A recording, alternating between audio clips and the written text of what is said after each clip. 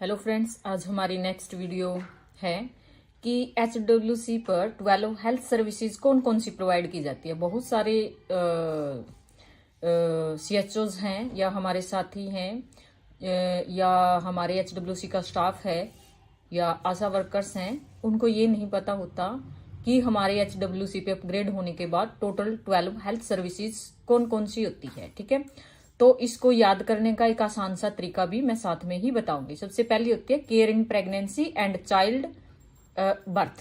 ठीक है, यानी कि पहली प्रेग्नेंट लेडीज को केयर देनी है और बर्थ के दौरान भी। ठीक है, सेकंड आती है neonatal and infant health care services, यानी कि जो छोटा बच्चा है और इन्फेंट है उसको सर्विसेज आएगी सेकंड स्टेप पे।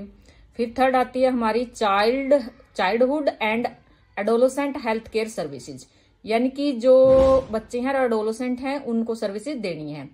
फोर्थ पे आती है हमारी family planning, contraceptive services and other reproductive health care services. ठीक है, यहाँ पे जितनी भी फैमिली प्लानिंग सर्विसेज है या कोई भी कॉन्ट्रासेप्टिव मेथड है या कोई भी रिप्रोडक्टिव हेल्थ से रिलेटेड कोई भी है तो उनसे रिलेटेड हम यहाँ पे सर्विसेज प्रोवाइड करेंगे।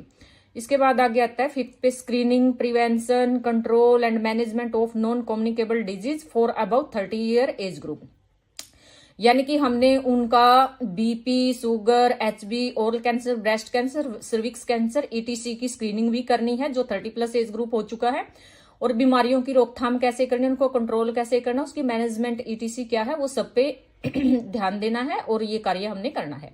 इसके बाद आगे आती है यहाँ पे elderly and palliative health care services, यानी कि जो बूढ़े लोग होते हैं उनको और जो बेड रिडन होते हैं उनको भी पैलिएटिव केयर आप लोगों ने देनी है।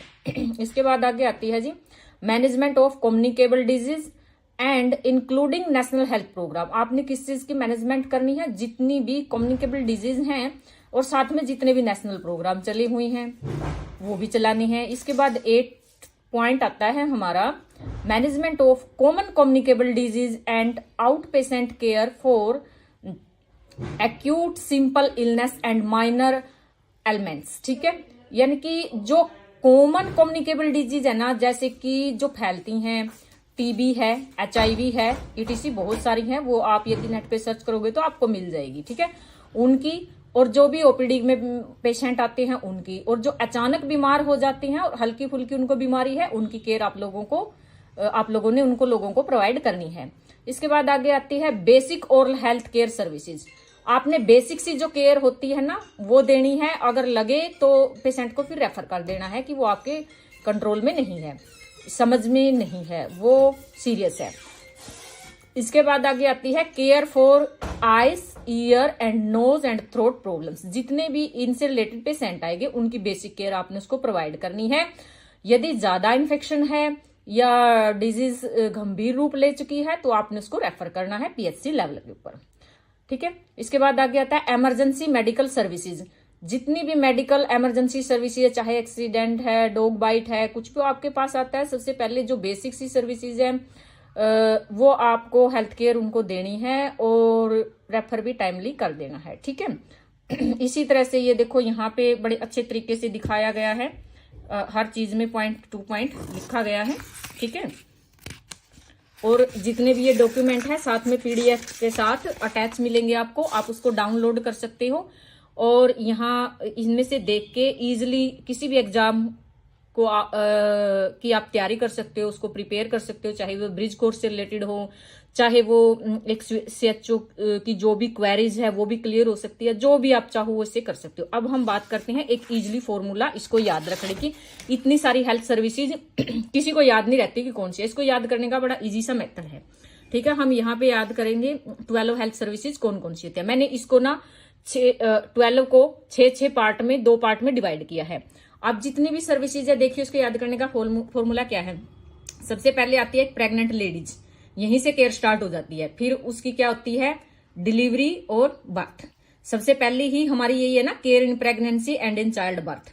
बर्थ में प्रेगनेंसी में देनी है। दूसरा स्टेप आता है हमारा इन्फेंट का। देखिए इन्फेंट, अगर प्रेगनेंसी होगी, बर्थ होगा, बर्थ के बाद क्या होगा, इन्फेंट आएगा, वहां पे देंगे हम neonatal and infant health services. इसके बाद जब बच्चा है तो बच्चे की बॉडी में ग्रोथ भी होगी, तो वहां पे हम क्या देंगे उसको, क्या शुरू हो जाएगा फिर प्रोसेस में चाइल्डहुड एंड एडोलोसेंट की एज आएगी तो हम उनको केयर देंगे। इसके बाद फिर वो अडल्ट होगा, उसकी मैरिज हो जाएगी।